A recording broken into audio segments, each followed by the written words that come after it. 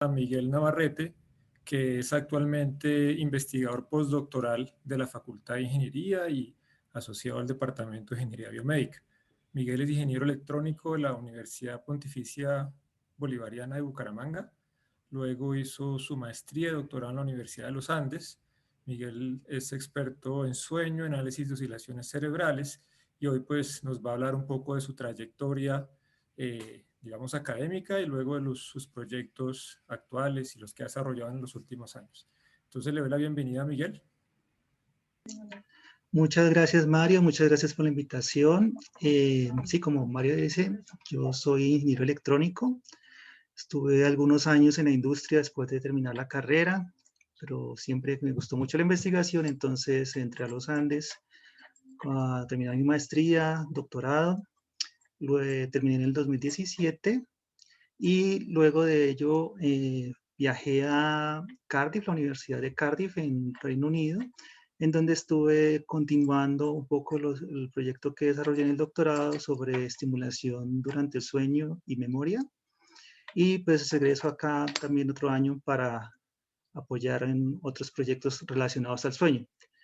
Y voy a compartir pantalla ya, ¿cierto? Listo. Les voy a explicar de cierta manera por qué es tan importante que le pongamos cuidado al sueño. Ok. Y cómo la ingeniería da un rol aquí en el análisis, el estudio y el mejoramiento del sueño. Entonces, primero que todo vamos a hablar de qué es el sueño, cómo se mide, cómo está relacionado con la memoria y cuáles son los elementos fisiológicos que nos hacen ver que el sueño está relacionado a la memoria. Y luego les daré algunas herramientas sobre las cuales hemos trabajado en diferentes laboratorios para mirar cómo mejorar la actividad de memoria y el sueño. Entonces, primero que todo, el sueño es una necesidad, es un proceso fisiológico que abarca todos los niveles de la organización biológica. Necesitamos dormir. Todos los animales, todos los seres vivos tienen alguna característica parecida al sueño. Y es algo tan importante que si no dormimos bien, si no mantenemos una buena calidad del sueño, vamos a tener algún tipo de enfermedades. Pero miremoslo desde un punto un poco más abierto. El sueño es un proceso reversible, es un proceso que se presenta con una periodicidad circadiana, es decir, que tiene un ciclo establecido y que está regulado por nuestra fisiología. Durante el sueño y sobre todo en mamíferos hay una disminución a la reactividad a estímulos externos. Es decir, puede haber ruido, puede haber luz y el cuerpo, la fisiología va a estar un poco más suprimida en cuanto a reaccionar a esto, pero lo importante es saber que esa supresión no es total. El cuerpo, igual la mente está haciendo un escaneo constante de lo que pasa alrededor. Y como les decía, la falta de sueño produce alteraciones cognitivas y fisiológicas. Algo muy importante es que todavía somos muy ignorantes a las funciones del sueño. Por ejemplo, en el año 1953 hay dos descubrimientos muy importantes desde el punto de vista de la medicina.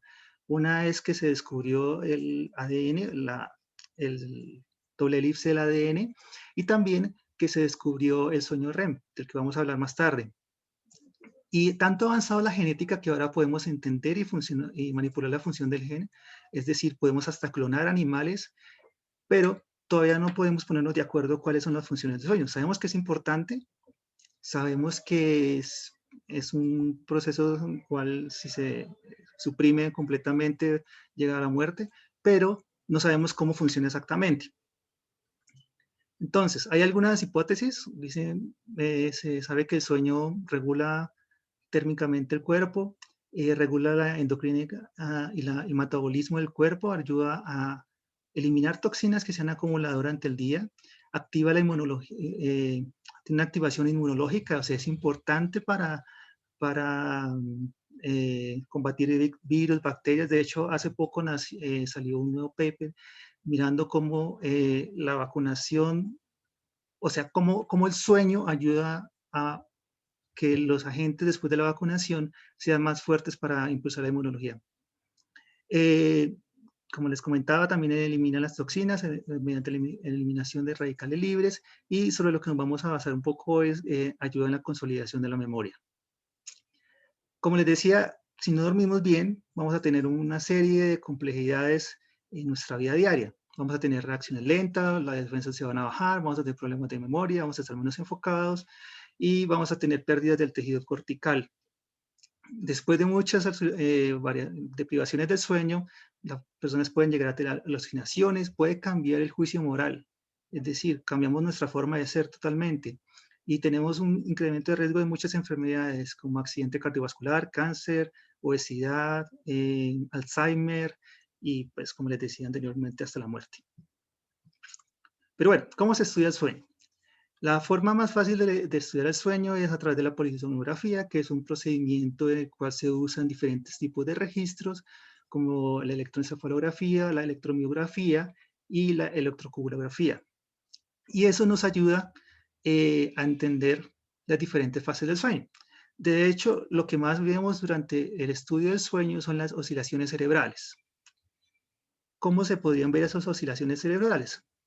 Primero que tenemos que entender que las oscilaciones cerebrales es una forma de ver la actividad del cerebro. Están organizadas en el espacio y en el tiempo, es decir, no es que el cerebro todo el tiempo esté activándose de una manera similar, sino que hay diferentes regiones que se activan en diferentes maneras y estas regiones nos dan una visión muy macroscópica de qué es lo que está pasando en actividad neuronal.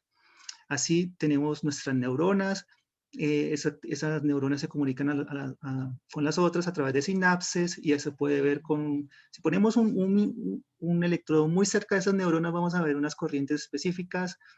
Si nos alejamos un poquito, vamos a ver ya actividad global de las neuronas y vamos a ver otro tipo de actividad electrofisiológica. Y si nos vamos alejando así, así, así, y cada vez más, vamos a ver la actividad de electroencefalografía, que es la que vemos normalmente en un equipo médico.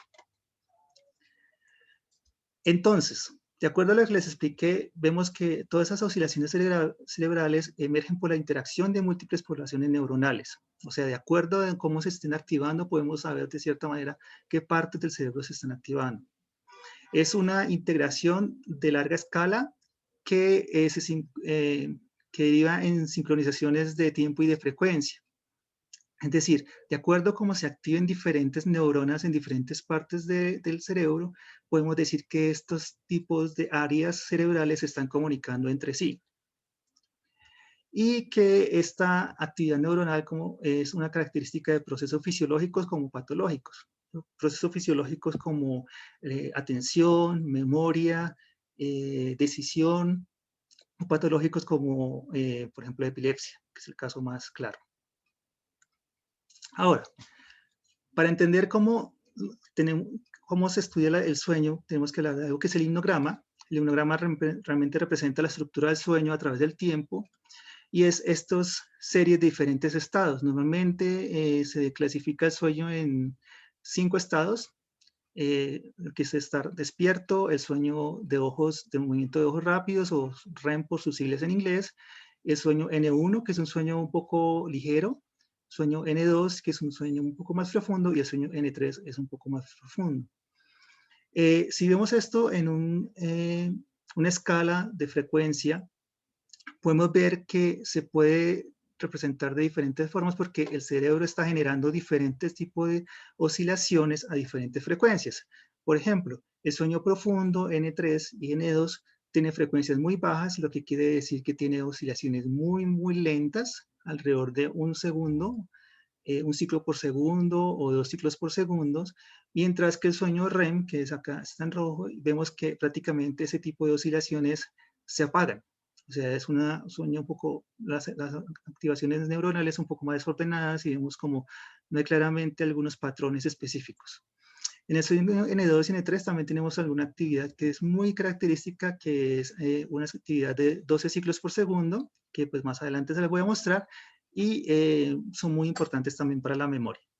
Entonces, diferenciamos un poquito más esto como se ve en el electroencefalograma.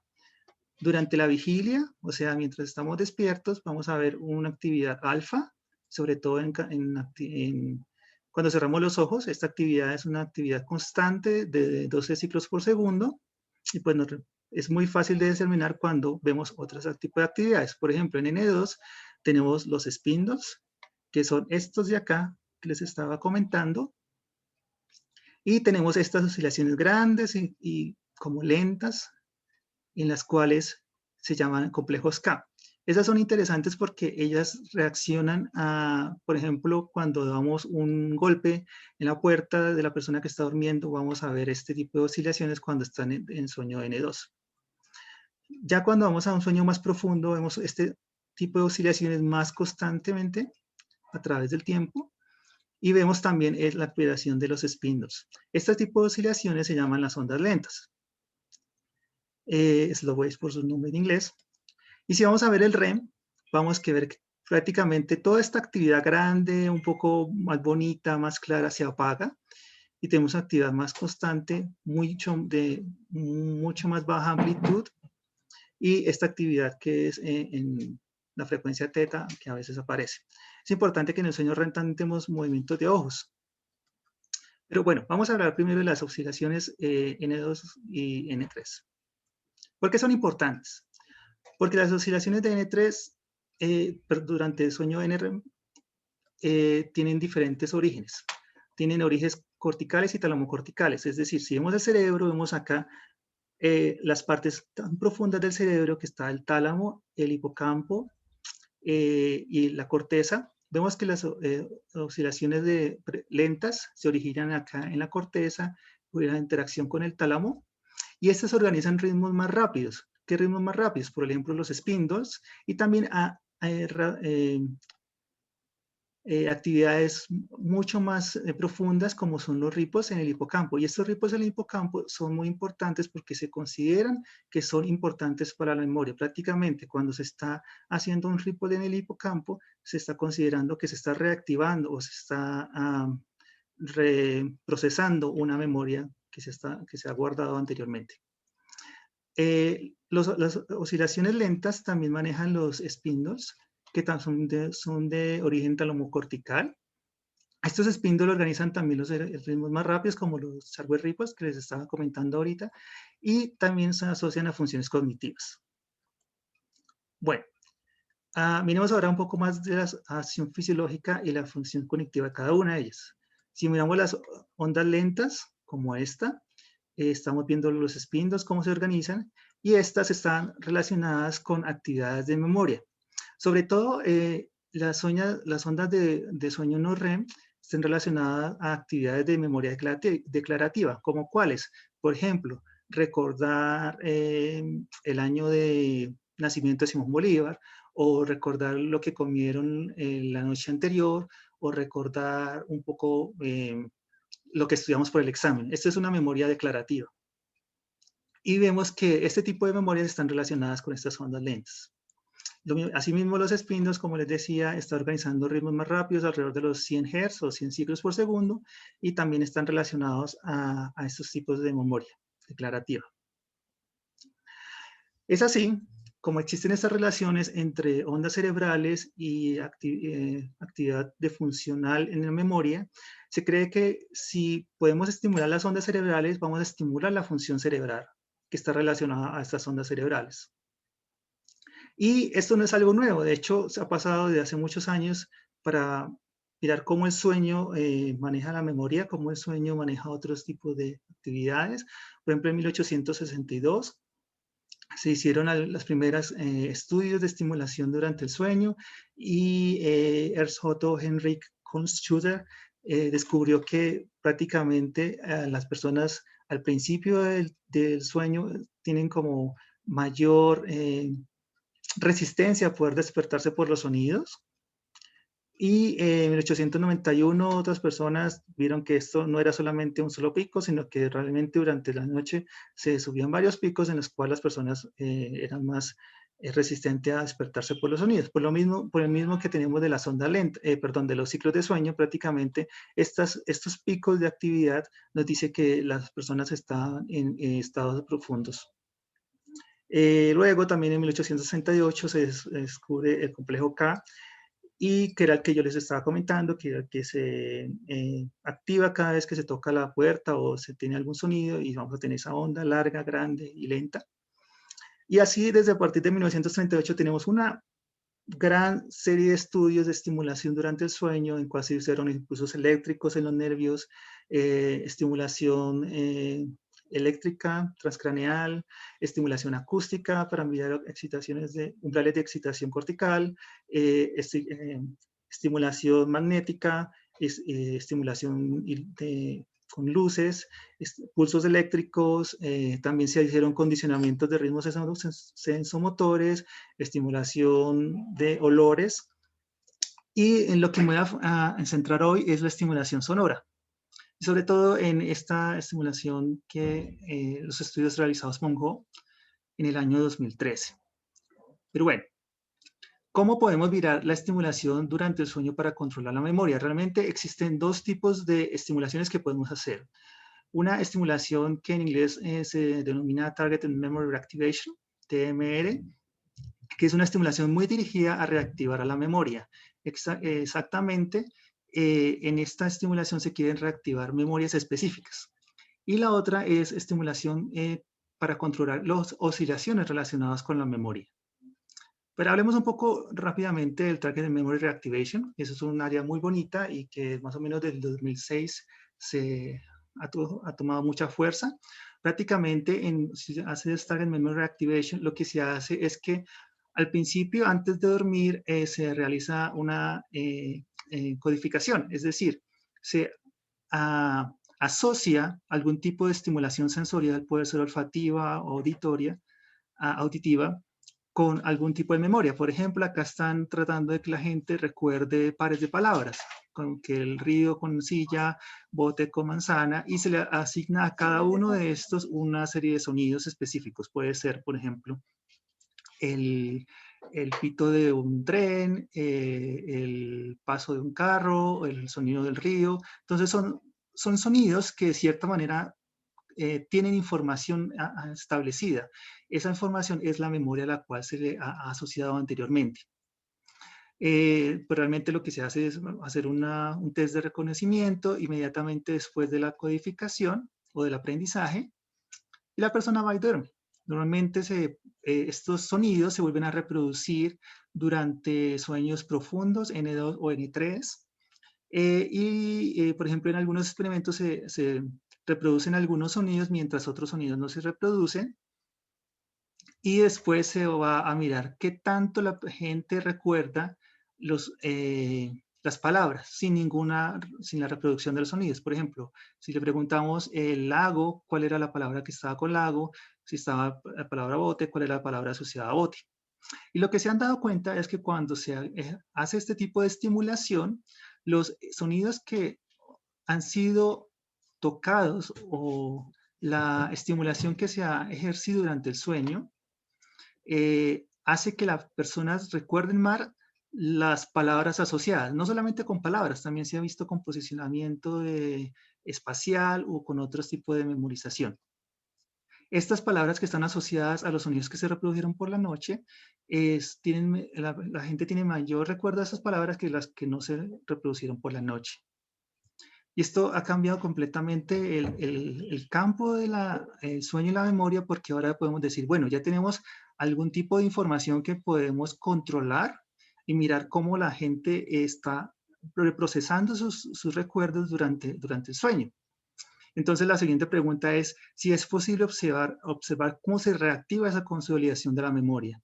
Y de hecho, algunos estudios han mostrado que efectivamente, de acuerdo al tipo de memorias que se ha hecho, si analizamos la actividad cerebral, esta es la actividad cerebral un poco ya procesada para mirar cómo su actividad tiempo-frecuencia, se ha visto que alrededor, por ejemplo, de 2 segundos después de que se activa la estimulación durante el sueño, se ve un procesamiento cerebral muy similar al que se hace cuando se está haciendo el aprendizaje o cuando se está recordando, cuando la persona está despierta. Entonces se cree que esta actividad, por ejemplo, de 15 Hz, que es muy parecida a los spindles, puede ser una marca de la reactivación de las memorias. De hecho, también si se hace con otro tipo de activaciones, por ejemplo, este es con, se aprende un lenguaje, por ejemplo, palabras en alemán que se traducen al holandés, y se ven visto que esas palabras que han sido también estimuladas van a tener mejor reactivación de la memoria, y se ha visto que también alrededor entre el primer segundo y el segundo segundo se está reactivando estas memorias durante el sueño. Quiere decir que esta actividad cerebral que pasó durante cuando se recuerda la memoria a cuando está durmiendo es muy similar. Entonces se cree que se está reactivando este tipo de consolidaciones de memoria. Bueno, ahora, ¿cómo hacemos el control de las oscilaciones cerebrales durante el sueño? Y acá lo veo desde el punto de vista de ingeniería.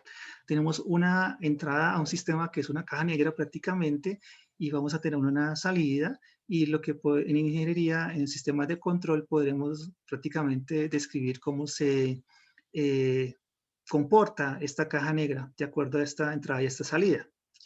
Si lo miramos desde el punto de vista de un cerebro durmiendo, podemos tocar un sonido que va a dar una salida, y esta salida va a ser el control de los patrones de sueño para modificar la función del sueño. Y estudiando esos patrones del sueño, tal vez podemos entender cómo los patrones del sueño afectan la función cerebral.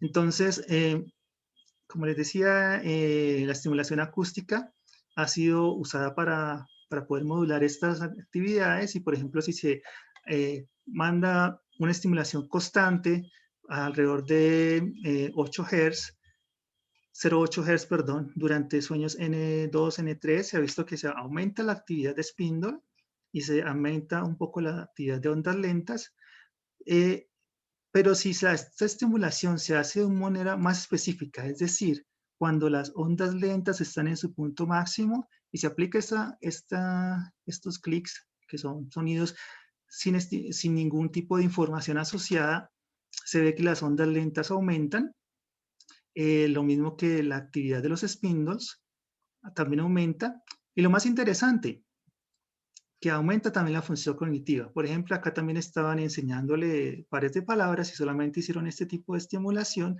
en las puntas de las ondas lentas, y se ve que las personas recordaron más palabras que si no se hacía ningún tipo de estimulación. Este sham quiere decir que no hay ningún tipo de estimulación. Y esta retención de palabras asociadas se ve proporcional a la cantidad de ondas lentas que hay durante un periodo de sueño. Es importante acá diferenciar en qué es diferente el TMR, el Target Memory Reactivation, con este tipo de estimulación. Recuerden que en el Target Memory Reactivation existe alguna asociación anterior a la memoria, es decir, las palabras se asociaron a un sonido específico. En este caso, el sonido no está asociado a ningún tipo de palabras, es el mismo sonido, es un golpe, es un clic, es como un es un sonido que no tiene ningún tipo de información, lo único que está haciendo es impulsando cierta actividad cortical, y ese impulso de la actividad cortical es la que nos permite recordar mejor. Bueno, este experimento se ha repetido no solamente en una noche de sueño, sino durante siesta, y también se ha visto que ayuda un poco en los adultos mayores. Pero no solamente eso, también esta estimulación ha ayudado un poco en la función fisiológica. Por ejemplo, ya habíamos hablado un poco, la estimulación ayuda a que los spindles, estos elementos que son talamocorticales, que están también relacionados con la memoria, se intensifiquen. Ayuda a controlar el cortisol durante el sueño. El cortisol es de los elementos que, pues los sustancias que hacen que como que el cuerpo sea un poco más proclive a despertarse, o sea, ayuda a reducir.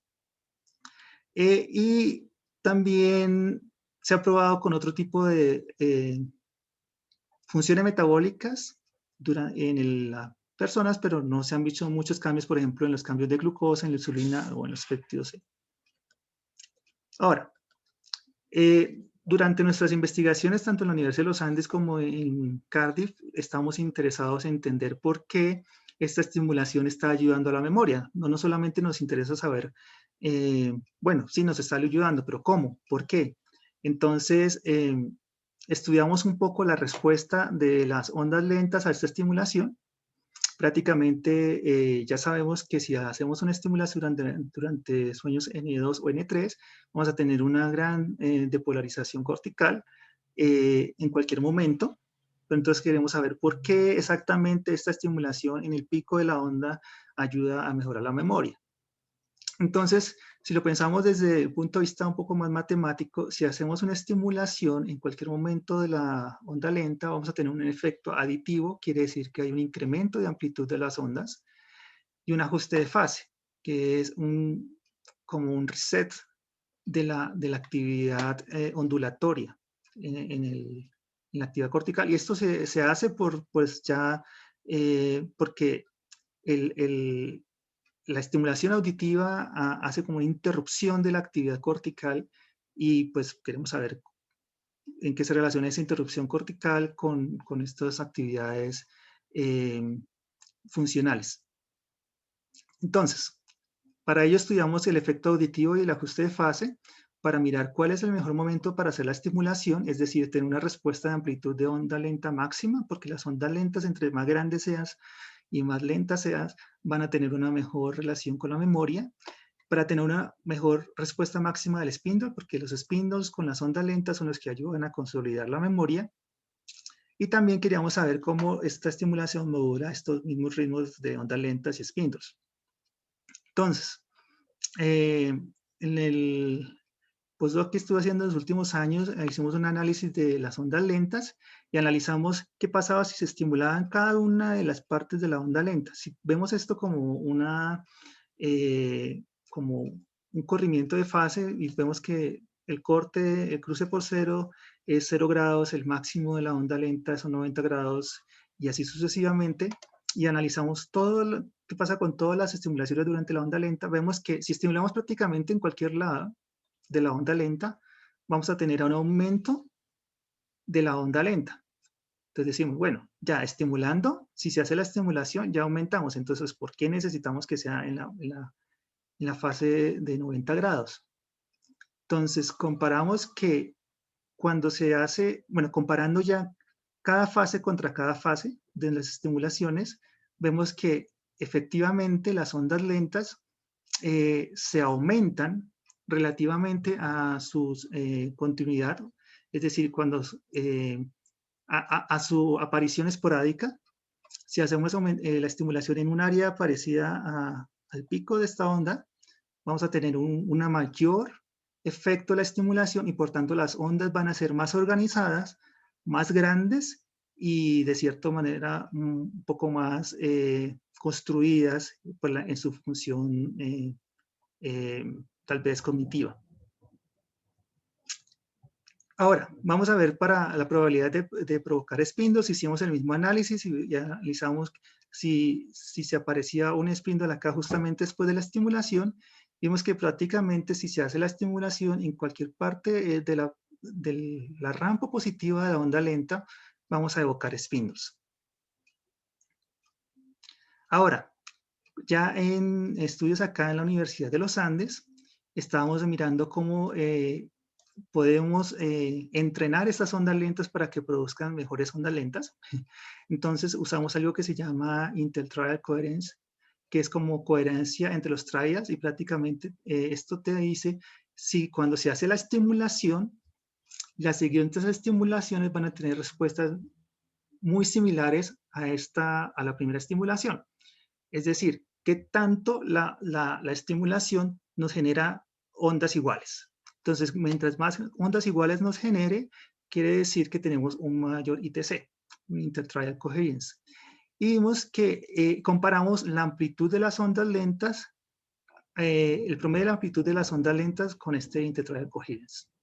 Esto nos demostró que prácticamente si la estimulación es capaz de entrenar esas ondas lentas, vamos a tener una mejor respuesta en cuanto a la amplitud de la onda. Y esto sucede prácticamente en todos los electrodos y para casi todos los sujetos. Entonces, lo que queremos es que la estimulación nos genere la mayor cantidad de ondas similares a través del tiempo. Ahora, hicimos el mismo análisis para los spindles En este caso, los spindles son este clúster que se ve acá. Y vimos que justamente también están relacionadas la potencia de estos spindles con intertrial coherence. Quiere decir que entre mejor entrenemos las ondas lentas, también vamos a tener una mejor potencia de los spindles asociados a esta estimulación. Ahora, si vamos, algo importante para las ondas lentas es que las ondas lentas y los spindles estén juntos, estén siempre navegando acopladamente. Es decir, que si tenemos la onda lenta acá, la parte positiva tenga un spindle justamente aquí montadito. Entonces vimos que prácticamente, efectivamente, la estimulación genera este acoplamiento. Ese acoplamiento es mayor con la estimulación, pero no está, o sea, la estimulación ayuda un poco en mejorar ese acoplamiento, pero no es tan diferente a como el acoplamiento se hace esporádicamente o espontáneamente. Entonces, eso es algo que genera mucha información de cómo funcionan las ondas lentas y cómo puede mejorar la memoria. A partir de esto, podemos, el año pasado propusimos algún tipo de teoría, una hipótesis que pues realmente no se ha probado, hay que probarla, en la cual propusimos cómo cómo las ondas durante el sueño no REM pueden ayudar a la memoria. Entonces, voy a explicarles acá rápidamente. Prácticamente cuando se tiene un aprendizaje y se tiene una experiencia externa, tenemos la corteza, digamos, ese es el cerebro, y acá tenemos la corteza y el hipocampo. El hipocampo, recordemos, que es el lugar donde donde se almacenan las memorias declarativas. Entonces, cuando se hace este aprendizaje, esta experiencia o esa información se va a codificar tanto en la corteza como en el hipocampo al mismo tiempo.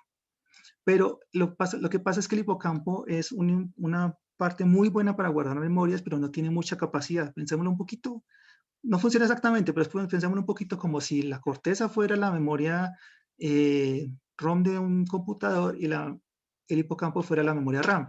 El hipocampo es más rápido, pero no tiene tanta capacidad. La corteza tiene mayor capacidad, pero no es tan rápido como el hipocampo. Entonces,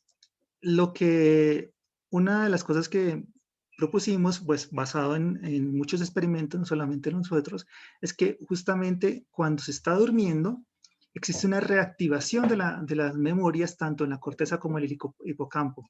Y si esa reactivación pasa al mismo tiempo, va a haber una transferencia de información de la corteza al hipocampo diciéndole, oye, acá mientras estoy durmiendo estoy acordándome esta memoria, actívese la memoria del hipocampo. Entonces, pues se activa la memoria del hipocampo. Y luego el hipocampo dice, bueno, ya me activé, pero ahora guárdeme usted esta información, le dice a la corteza. Entonces la corteza va a guardar esa información y va a desocupar un poco la memoria del hipocampo. Y esto se va a ocurrir cíclicamente mientras está durmiendo. Voy a hacer acá un poco rápido, pero pues si después pues, tienen preguntas me las pueden aplicar acá. Esto es una activación que no pasa de un momento a otro. Esta activación, este cambio de información funciona justamente mediante la acción de las ondas lentas. Entonces, nuestra propuesta, nuestra hipótesis es que si las ondas lentas están muy organizadas de esta manera a diferentes áreas del cerebro o de la corteza, esta onda lenta negativa, como este pico negativo acá, va a activar diferentes áreas. Va a activar el hipocampo, que es este aquí, va a activar el tálamo. Esto es importante porque en el tálamo se generan los spindles y en la activación de estos picos negativos, todos organizados, hace que los spindles sean más fuertes y sean también un poco más potentes para poder esparcirse a través de la corteza. Entonces, cuando estos se activan, al mismo tiempo está activando las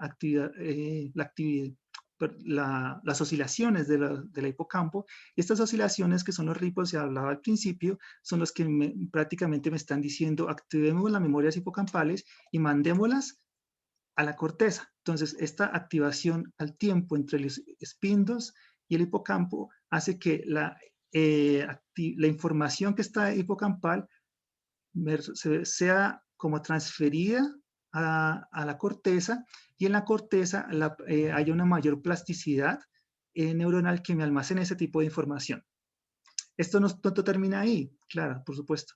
Entonces, después de esto va a haber una serie de oscilaciones un poco más pequeñas, y va a haber activación gamma que nos va a poder permitir comunicar esta información a diferentes áreas de la corteza y distribuirla mejor. Es como decir estamos defragmentando el disco duro de la corteza.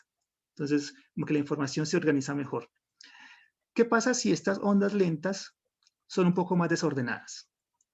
Si existe ese desorden en las ondas lentas, la fuerza con la que no tanto la fuerza, como que la actividad entre los esfínteros y el hipocampo no va a ser tan sincronizada, y por tanto la capacidad de transferencia de información hacia la corteza va a ser menor. ¿Y qué es lo que hace la estimulación? Prácticamente lo que hace la estimulación es crear esta ultrasincronización de las ondas lentas, que me permiten la mejor transferencia de información. Y esa es pues nuestra hipótesis. Bueno, de acuerdo a esto, decimos que tenemos varias deducciones de los resultados durante la estimulación del sueño no REM. Prácticamente que los upstates, o sea, los picos de las ondas lentas, ayudan al procesamiento de la información. Que estas estimulaciones están más organizadas porque la activación talámica a través de las ondas lentas, que esta organización talámica ayuda a que los spindles sean mejor sincronizados, y que esto pueda ayudar a reforzar este acoplamiento entre las ondas lentas, los spindles y los ripples, que son como la llave maestra de poder consolidar la memoria declarativa durante el sueño. ¿Qué perspectivas tenemos de esto?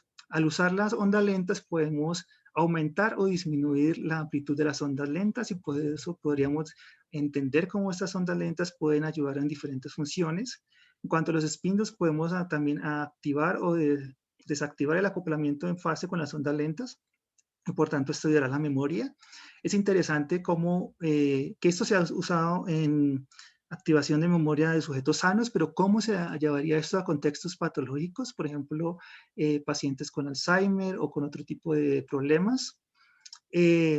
Podemos hacer la estimulación dirigida, la estimulación de TMR, también con esta estimulación en fase para mejorar la memoria. ¿O será que podemos también ayudar a que en adultos mayores hacer algún tipo de prevención para que la pérdida de la memoria? De hecho, hicimos un estudio también acá en adultos mayores, y vimos que justamente estimular en las ondas lentas de adultos mayores es un poco más complejo, porque las ondas son lentas, un poco menos sensibles. Entonces tienes que ser un poco más específico en cuanto a que la fase de la estimulación sea prácticamente la indicada. Bueno, ¿y el sueño REM qué? Recordemos que el sueño REM, esta actividad donde existe algún silencio de la actividad cerebral, como un poco más desorganizado, no tan bonito, no tan organizado. ¿Qué pasa durante este sueño? ¿Cuáles son las activaciones o las connotaciones fisiológicas o cognitivas de este sueño? Bueno, se tienen algunas hipótesis. Se cree que es un mecanismo de defensa, ya que durante el sueño REM hay una inmovilidad tónica. Prácticamente durante el sueño REM es cuando más tenemos sueños vívidos. Por ejemplo, que soñamos que volamos, o que estamos en situaciones un poco más extrañas que no pasan en la vida real. Se cree que también puede ser un rol complementario para recuperación luego de estar despierto, es decir, también tiene una función metabólica de limpieza celular. Y también se cree que la combinación de sueño REM y no REM podría ayudar a la creatividad, ya que tenemos estos sueños un poco más creativos durante estos periodos. Pero bueno, enfocémonos otra vez un poco en la memoria.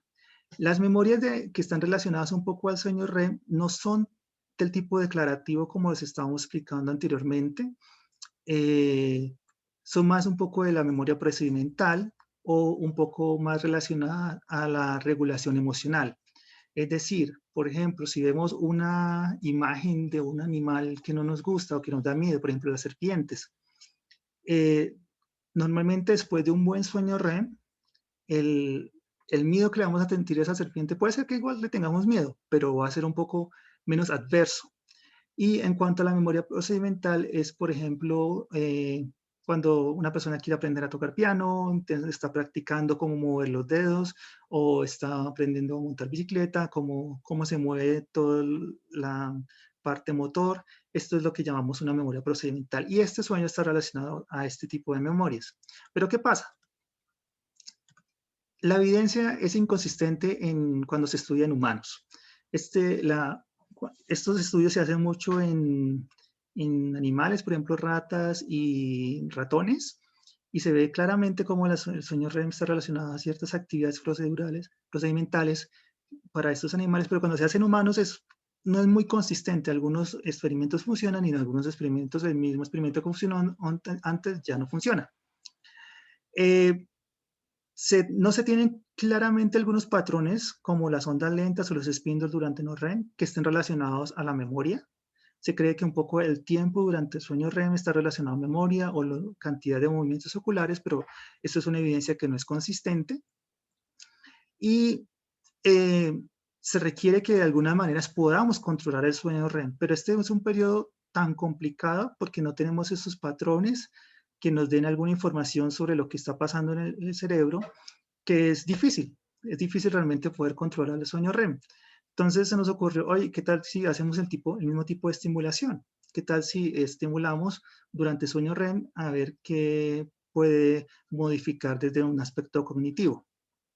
Entonces hicimos también una estimulación acústica en sueño REM para responder dos preguntas principalmente. ¿Es posible modular el sueño REM? ¿Es posible cambiar la cantidad de sueño REM, disminuirla o aumentarla? Y si estos cambios tendrían algún tipo de efecto en la memoria. Entonces creamos un protocolo en cual, muy parecido a los anteriores, tenemos una noche en la que tenemos alguna estimulación y una noche en la cual no se hace ninguna estimulación. Le presentamos algunas tareas cognitivas. Prácticamente estas tareas son una tarea de discriminación visual. Esto es un poco complejo, pero si están interesados se los puedo explicar más adelante. Prácticamente en esta tarea las personas tienen que mirar acá en el centro y ahí hay una L o una T. Entonces tienen que fijarse si está una L o una T y sin mover los ojos tienen que fijarse en estos rayitas, estos slash, si son horizontales o verticales. ¿Qué pasa? Esto se va haciendo cada vez más rápido, hasta cierto punto en que ya no se ve claramente qué es lo que apareció acá. Entonces, si se tiene una discriminación visual buena, puede llegar a poder entender estas horizontales o verticales de una manera más rápida. También usamos una tarea muy usada en psicología, que es el Mirror Tracing Task, que es prácticamente mover un lápiz o un cursor a través de todas estas imágenes, del borde de estas imágenes, pero tiene una dificultad, que la imagen que ves, o sea, el movimiento que ves, no es el que se está haciendo, se ve cruzado, se ve como si estuviera en un espejo. Y la mayor dificultad también era que esto se hacía con la mano no dominante. Nuestros participantes eran principalmente diestros y pues tenían que hacerlo con la mano izquierda. Entonces esto al principio es muy complicado, uno va para un lado, va para otro lado y ya prácticamente es un poco hasta estresante, pero ya después de ciertos intentos la persona va siendo un poco mejor y un poco más rápida a cometer menos errores. Entonces, también hicimos una tarea de atención para mirar si la persona estaba un poco más dormida o menos dormida. Entonces, ¿qué hicimos durante la estimulación? Recordemos que para el sueño REM no tenemos unos patrones especiales que podamos estimular en fase. Entonces, lo que hicimos fue tomar el movimiento de los ojos, que se ven como estos de acá, y prácticamente a cada vez que alguno de los dos ojos, por ejemplo, el derecho o el izquierdo, pasaba un umbral, mandábamos la estimulación. Y pues eso era todo, y era una estimulación muy similar a la anterior, es una estimulación sin ningún tipo de información, es una estimulación que los participantes no habían escuchado antes, entonces no estaban asociados a algún tipo de memoria, y solamente lo que queríamos era activar la corteza, activar las conexiones neuronales. Entonces, ¿qué vimos? Al principio fue un poco mal porque queríamos controlar el sueño REM, pero cuando vimos la cantidad de sueño REM, vemos que no cambia prácticamente la cantidad de sueño REM en el control, o sea, no estimulación, y en estimulación es la misma. Es importante que no cambiamos la cantidad de despertares, también, o sea, estimular o no estimular, no cambiaba mucho qué tanto se despertaba la persona, eso es bueno. Lo interesante fue que la actividad del movimiento de los ojos rápidos que pasa durante REM disminuyó, es decir, tenemos una menor cantidad de movimientos de ojos. Eso es importante porque digamos que se ha estudiado en diferentes afecciones de sueño, por ejemplo, en depresión, hiperinsomnia y otros, que la cantidad de la densidad de los movimientos de los ojos rápidos es muy grande. Entonces lo que estamos haciendo es como bajando esa densidad y de cierta manera controlando un poco la actividad del sueño REM. Entonces no la controlamos en cuanto a tiempo en el sueño REM, pero la controlamos un poco en alguna función fisiológica que no sabemos qué está haciendo, pero pues está haciendo alguna función fisiológica. Bueno, pero ¿cuál fue la respuesta a la estimulación? Prácticamente para la actividad visual, para la actividad de saber si era horizontal o vertical, vimos que los sujetos en la noche de estimulación tenían un aumento en el performance, en qué tan buenos eran, de alrededor del 20% comparado con la noche de no estimulación. Y esta actividad era inversamente proporcional al sueño de REM tónico. El sueño REM tónico es cuando no se tiene tanta actividad de ojos rápidos, pero se tiene mayor atonia muscular.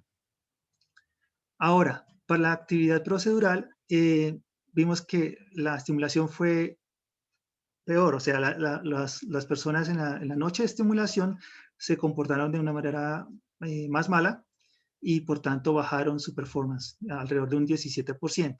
Y esto también fue correlacionado al movimiento de ojos rápidos, al tiempo del movimiento de ojos rápidos en el sueño REM. Eso es interesante porque vemos que con la estimulación estamos mejorando en una tarea, pero estamos dañando la activación de otra tarea.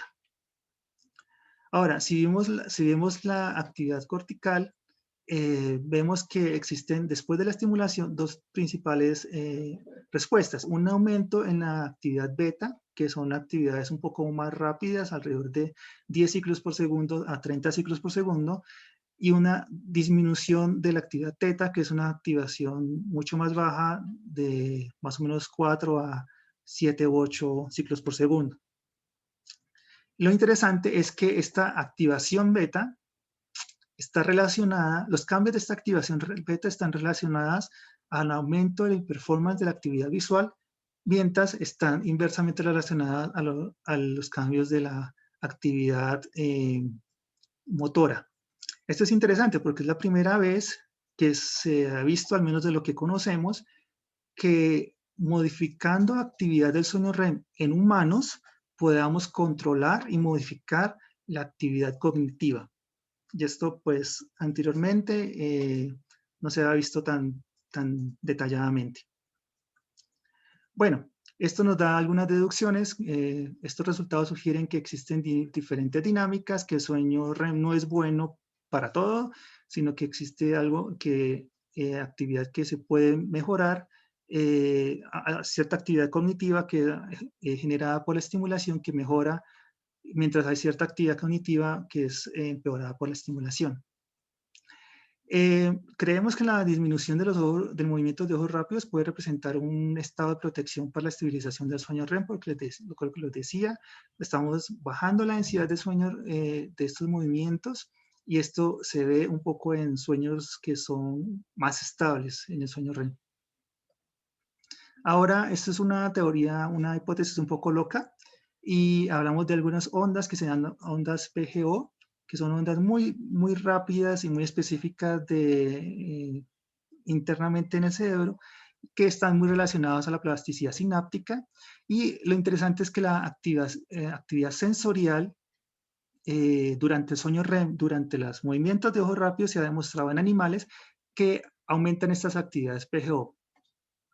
Y también se ha mirado de un estudio del año pasado que el sueño REM ayuda a controlar la plasticidad en una memoria visual, el mismo tipo de tarea que estábamos haciendo. Entonces, esto nos llega a hacer pensar que la estimulación auditiva permite que el sueño REM promueva la consolidación de la memoria mediante de pronto la activación de las ondas PGO. Pues esto es una hipótesis que igual necesita probarse.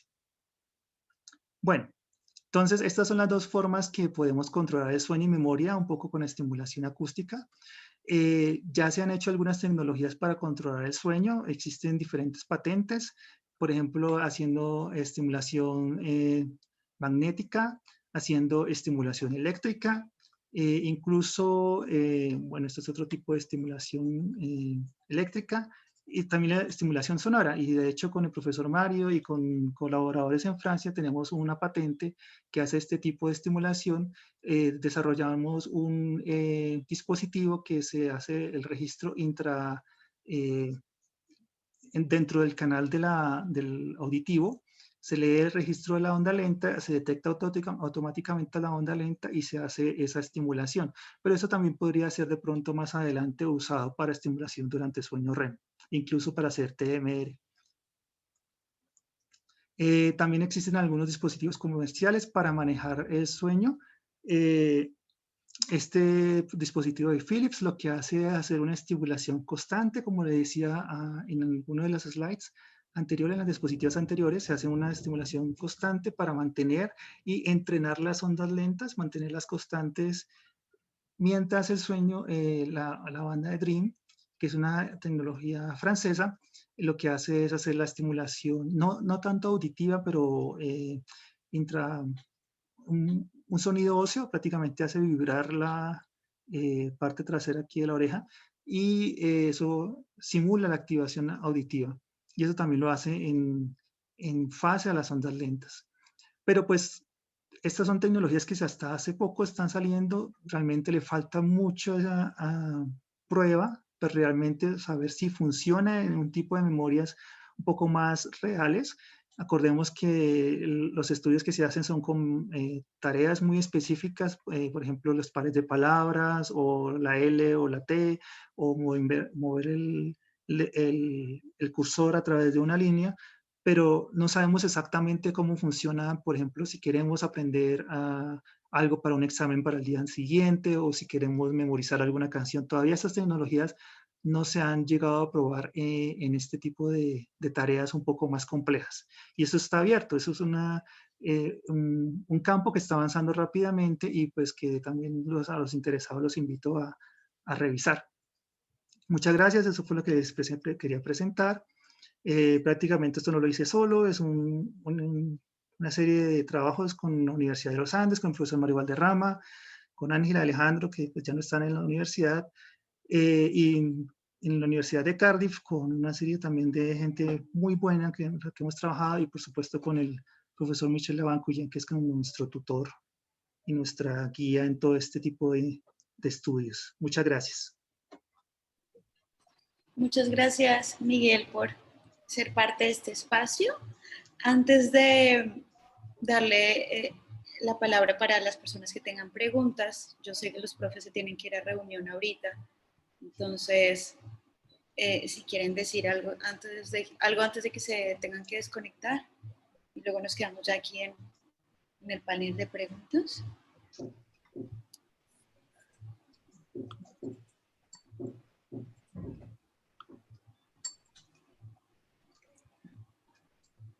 Anita, por mi parte, darle las gracias a Miguel por haber venido, por la charla, por lo interesante de este tema, Miguel, y del potencial que tiene, ¿no? Pues no solo mejorar condiciones para todas las personas que tienen problemas de dormir, sino para probablemente los que duermen bien, poder mejorar ciertas cosas durante el sueño. Me parece súper interesante las posibilidades. Claro, con muchísimo gusto. Mario, ¿tú quieres decir algo? Sí, pues igual que David, dar las gracias a Miguel por aceptar la invitación, por hacernos esta presentación tan interesante. Pues yo tal vez quisiera saber si algún participante tiene preguntas. Con eso... En este momento no tengo preguntas en el panel. Los invito a las personas, si alguno tiene una pregunta, puede escribir en el botoncito de preguntas y respuestas. Sí, tal vez yo tendría una pregunta que me parece interesante, Miguel, y es ¿cuál es cómo ve en perspectiva la posibilidad de usar este tipo de dispositivos de manera masiva? Pues usted mostraba un poco al final estos dispositivos ya, pero sobre todo en personas que puedan tener algún déficit cognitivo asociado a problemas no solamente de sueño, sino de envejecimiento, por ejemplo. Claro, por supuesto. Yo lo veo una perspectiva muy buena en cuanto a que, o sea, la tecnología ya está, tenemos la capacidad de medir la actividad cerebral, tenemos la capacidad de hacer la estimulación, se puede hacer desde casa, ya lo tiene Dream, lo tiene Philips, lo tenemos la patente que les presenté. Lo que sí hay que hacer es el estudio. Hay que mirar cuáles son exactamente las condiciones en que se debe hacer, si esto va a ser de un tipo, como por ejemplo para tratamiento, por ejemplo el insomnio, para tratamiento de Alzheimer, se debe estudiar y este tipo de estudios todavía no están. Entonces es algo muy abierto que se ve que puede funcionar, pero hay que probarlo.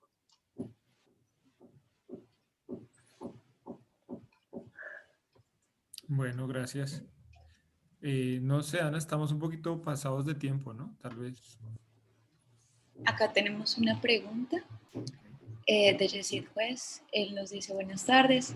¿Los experimentos de estimulación auditiva son realizados solo por una noche o se realizan sesiones en diferentes noches? Sí, exactamente, es una pregunta muy interesante.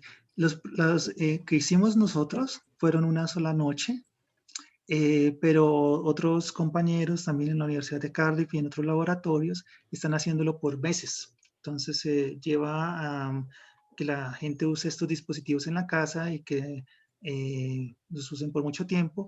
Y lo que se han visto en los primeros resultados es que esta estimulación sí cambia un poco la configuración de las conexiones cerebrales, cambia un poco la actividad cerebral. No se ha visto hasta dónde puede cambiar y cuáles son las condiciones de estos cambios, pero se puede llevar a algún tipo de diferenciación en cuanto a de pronto alguna actividad cognitiva.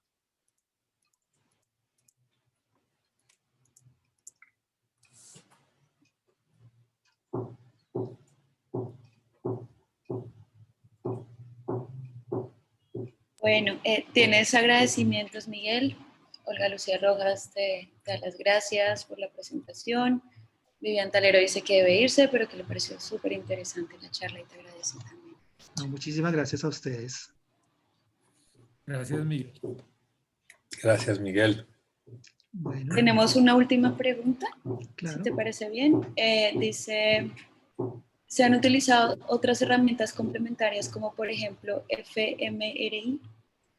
Se está usando en este momento, se están evaluando. Justamente compañeros de la Universidad de Cardiff están haciendo eso en estos precisos momentos. Están estudiando cómo esta actividad, o sea, la estimulación durante varios días cambia la conectividad, cambia la materia gris, cómo cambia la composición del cerebro mediante el fMRI.